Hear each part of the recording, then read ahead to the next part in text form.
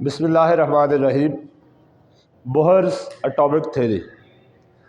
Bohr's atomic theory समझने से पहले हमने एक दफ़ा एटम के सब एटॉमिक पार्टिकल्स को रिकॉल करना है।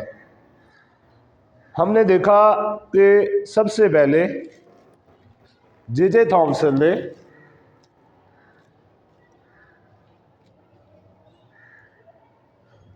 इलेक्ट्रॉन का पता लगाया, उसके बाद गोल्डस्टाइन ने प्रोटॉन डिस्कवर किया, उसके बाद चैडविक ने न्यूट्रॉन डिस्कवर किया, और ये तीनों सब एटॉमिक पार्टिकल्स डिस्कवर होने के बाद रदरफोर्ड ने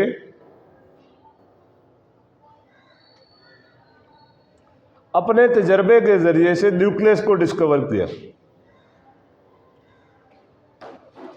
ये जो चार नाम है जे थॉमसन, गोल्डस्टाइन, चैडविक और रदरफोर्ड, ये साइंसदानों के नाम हैं।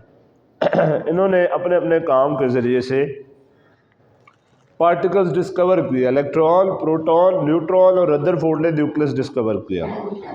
अब जब रदरफोर्ड के एटॉमिक मॉडल में डिसएडवांटेजेस आए, नुक्स आए, कि अगर कोई इलेक्ट्रॉन मूवमेंट में है तो वो चार्ज पार्टिकल के लिहाज से वो एनर्जी रिलीज करेगा तो वो न्यूक्लियस में गिर जाएगा और वो न्यूक्लियस ख़त्म हो जाएगा, एटम तबाह हो जाएगा। और दूसरे जो स्पेक्ट्रम वाली बात है कि उसे कंटिन्यूस स्पेक्ट्रम देना चाहिए लेकिन वो लाइन स्पेक्ट्रम देता है। तो ऐसे डिफेक्ट्स की बिना पर बोहर्स ने क्या किया, 1913 में अपना मॉडल पेश किया जिसे बोहर्स एटॉमिक मॉडल कहा जाता है। अब बोहर ने कहा कि इलेक्ट्रॉन न्यूक्लियस के गिर्द गोल दायरों में घूम रहा है, ठीक है। दरमियान वाला जो पॉजिटिव चार्ज है वो क्या है, न्यूक्लियस है। हमें किसने बताया? हमें रदरफोर्ड ने बताया। जो हार्ड होता है, डेंस होता है, वगैरह वगैरह। इसके बाहर ये जो गोल दायरे हैं इन्हें कहा जाता है ऑर्बिट्स। बोहर ने कहा कि जब तक इलेक्ट्रॉन इन ऑर्बिट्स में घूमता रहेगा उसकी एनर्जी फिक्स रहेगी, क्वांटाइज्ड रहेगी। और ये जो बोहर की थ्योरी है ये प्लांक्स क्वांटम थ्योरी पे जो है उसकी बिना पर बनाई गई, यानी इसकी बुनियाद क्वांटम थ्योरी थी। क्वांटम थ्योरी ये कहती है कि जो रोशनी है ना, लाइट, वो छोटे छोटे पैकेट्स की सूरत में मूव करती है जिनकी एनर्जी फिक्स है। क्वांटाइज्ड, एक वर्ड है क्वांटाइज्ड। क्वांटाइज्ड का मतलब होता है फिक्स होना। क्वांटम थ्योरी से निकला है क्वांटाइज्ड, यानी लाइट छोटे छोटे पैकेट्स की सूरत में मूव करती है और उन पैकेट्स की जो एनर्जी है वो क्वांटाइज्ड है। तो इस बिना पर रदरफोर्ड ने, ये जो बोहर है, इसने कहा कि इलेक्ट्रॉन्स सिर्फ उन ऑर्बिट्स में घूमेंगे जिनकी एनर्जी फिक्स होगी। या आप ये भी कह सकते हैं इलेक्ट्रॉन्स जब किसी ऑर्बिट में घूम रहा होगा तो उसकी एनर्जी फिक्स होगी। तो बोहर ने अपना जो है थ्योरी पेश की। उस थ्योरी के उसने कुछ पोस्टुलेट्स लिखे, कुछ पॉइंट्स लिखे। वो पॉइंट्स आज हमने पढ़ने हैं।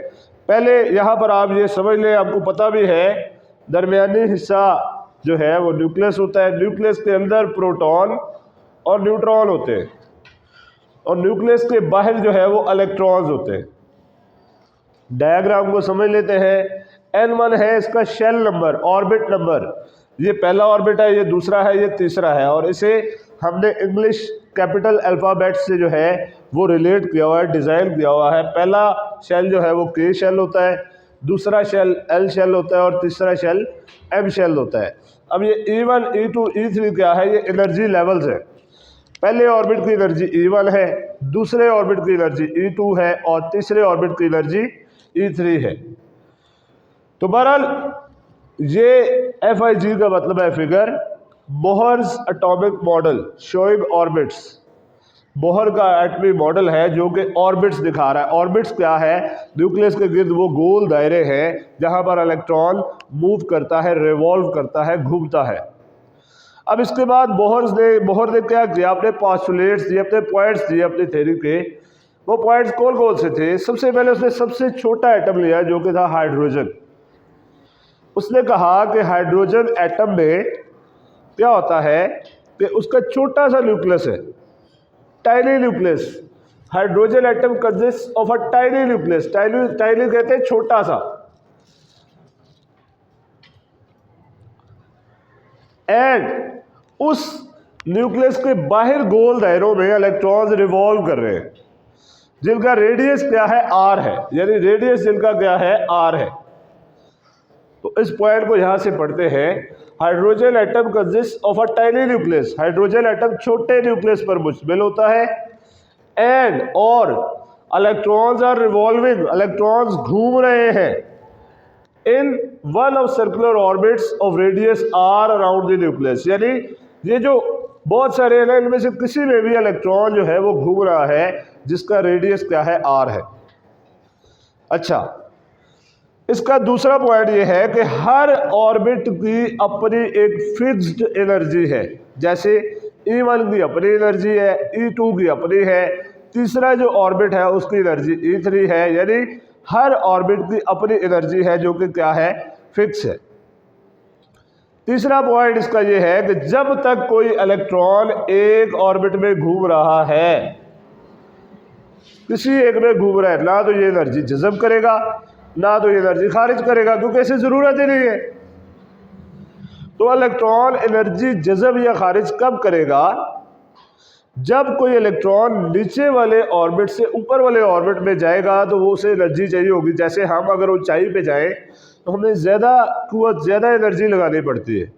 तो इसी तरह अगर हम उतराई में आए तो हम आसानी से आ जाते हैं। इसी तरह इलेक्ट्रॉन भी जब नीचे वाले ऑर्बिट से ऊपर वाले ऑर्बिट में जाएगा तो एनर्जी एब्जॉर्ब करेगा, और जब ऊपर वाले ऑर्बिट से नीचे वाले ऑर्बिट में आएगा तो वो वही एनर्जी निकालेगा। वो एनर्जी कौन सी होगी? Delta E equals to H nu. तीसरा point, as long as electron remains in an orbit. अभी मैंने आपको बताया, अभी हम यहां से पढ़ लेते हैं। जब तक इलेक्ट्रॉन किसी एक ऑर्बिट में रहेगा, इट डज नॉट रेडिएट, खारिज नहीं करेगा, और एब्जॉर्ब और जज़ब भी नहीं करेगा एनर्जी। जब तक किसी एक ऑर्बिट में रहेगा तो ना एनर्जी खारिज करेगा और ना ही जज़ब करेगा। द एनर्जी इज एमिटेड और एब्जॉर्ब्ड ओनली। एनर्जी खारिज या जज़ब कब होगी? When an electron jumps from one orbit to another. जब कोई इलेक्ट्रॉन नीचे से ऊपर जाएगा या ऊपर से नीचे आएगा। तो अगले पॉइंट में हमने ये देखना है कि एनर्जी जज़ब कब करता है और खारिज कब करता है। तो जब नीचे से ऊपर जाएगा तो एनर्जी एब्जॉर्ब करेगा, एनर्जी लेगा, और जब ऊपर से नीचे आएगा तो वही एनर्जी वो निकाल देगा। तो चौथा पॉइंट ये है, when an electron jumps from lower orbit to higher orbit, यानी नीचे वाले ऑर्बिट से ऊपर वाले ऑर्बिट पे जाएगा, इट एब्जॉर्ब्स एनर्जी, ये एनर्जी जज़ब करेगा।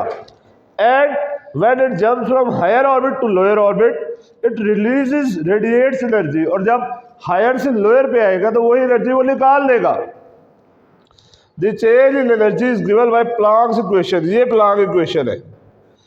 वो जो एनर्जी है चेंज इन डेल्टा E बराबर है E2 minus E1 equals to H nu. यहाँ पे H क्या है?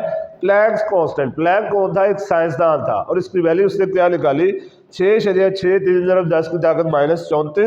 Joule second. जूल सेकंड इसका यूनिट है, और न्यू क्या है? Frequency of radiation. ये देखिएगा यहाँ से ये एरो से शो किया गया है कि जब इलेक्ट्रॉन यहाँ से यहाँ जाता है तो एनर्जी एब्जॉर्ब कर रहा है, और जब इसी ऑर्बिट से पहले ऑर्बिट में आ रहा है तो वही एनर्जी वो निकाल रहा है। सेम एनर्जी वो एब्जॉर्ब करेगा, अगर उसी ऑर्बिट से पहले ऑर्बिट में आएगा तो यही एनर्जी वो क्या करेगा? वो निकालेगा। और इस एनर्जी को हमने प्लैंक्स इक्वेशन के जरिए से निकालना है, जो कि क्या है? Delta E equals to E2 minus E1 equals to H nu. अच्छा, लास्ट पॉइंट है इसका कि इलेक्ट्रॉन सिर्फ उन ऑर्बिट्स में घूमेंगे, उन ऑर्बिट्स में रिवॉल्व कर सकते हैं जिनका एंगुलर मोमेंटम फिक्स होता है, और उसकी वैल्यू क्या होती है? mvr equals to NH/2 pi. Electrons can revolve only in orbits of fixed angular momentum mvr given by, जो कि किसके बराबर होता है, mvr बराबर है nh/2 पाई। यहाँ पर n क्या है, क्वांटम नंबर है और जिसकी वैल्यू 1 2 3 हो सकती है। तो ये था बोहर्स एटॉमिक मॉडल। अगर आप लोगों ने अभी तक चैनल सब्सक्राइब नहीं किया तो चैनल को जल्दी सब्सक्राइब कर लें।